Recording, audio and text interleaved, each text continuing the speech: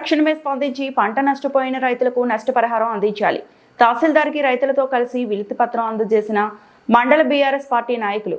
గత 2 రోజులుగా కురిసిన మోంతా తుఫాను ప్రభావం వల్ల మండలంలో 21 గ్రామ పంచాయతీల పరిధిలో వరి, పత్తి మరియు మొక్కజొన్న పంటలు తీవ్రంగా నష్టపోవడం జరిగింది. సీజన్ ప్రారంభం నుండి రైతులకు అవసరమైన యూరియాను తగినంత సరఫరా చేయనందువల్ల అత్యధిక ధరలకు బ్లాక్ మార్కెట్లో ఎరువులను కొని పంటలను కాపాడుకున్న రైతులకు గత 2 నెలల క్రితం కురిసిన వర్షాలకు పంటలు పూర్తిగా దెబ్బతిని రైతులు నష్టపోవడం జరిగింది.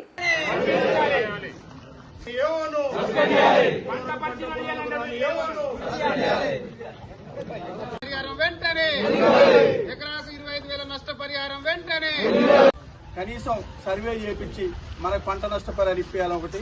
రెండోది, మనకి యాసంగి ధాన్యానికి బోనస్ ఇస్తామని చెప్పి వాళ్ళ సన్నధాన్యం పెట్టుకుంటే తరుగుల పేరు మీద దోపిడీ చేసి కనీసం ఇంతవరకు బోనస్ ఇవ్వలేదు. ఆ బోనస్ కూడా వెంటనే చెల్లించాలని ప్రభుత్వం నడిపింది. ఈ ఒకసారి ఎంత పత్రం మీకు చదివినిపిస్తారు. సీత గౌరవమైన తహసీల్దార్ కానాపురం గారికి నమస్కరించి రాయలేమన్నా. తుఫాను వల్ల వరి, పత్తి, మొక్కజొన్న, మిర్చి పంటలు నష్టపోయిన రైతుల గురించి ఎకరానికి 25,000 నష్టపరిహారం ఇప్పించడం గురించి తమరితో చేయి మనమేమనగా మేము అనగా కానాపురం మండల రైతులు మోంతా తుఫాను వల్ల కానాపురం మండలంలోని గ్రామ పంచాయతీ 21 గ్రామ పంచాయతీలో వరి, పత్తి, మొక్కజొన్న, మిర్చి పంటలు ఈదురుగాలులకు గురించిన భారీ వర్షం వల్ల నీట మునిగి మరో చోట పంటలు పూర్తిగా నేలమట్టం అయినాయి.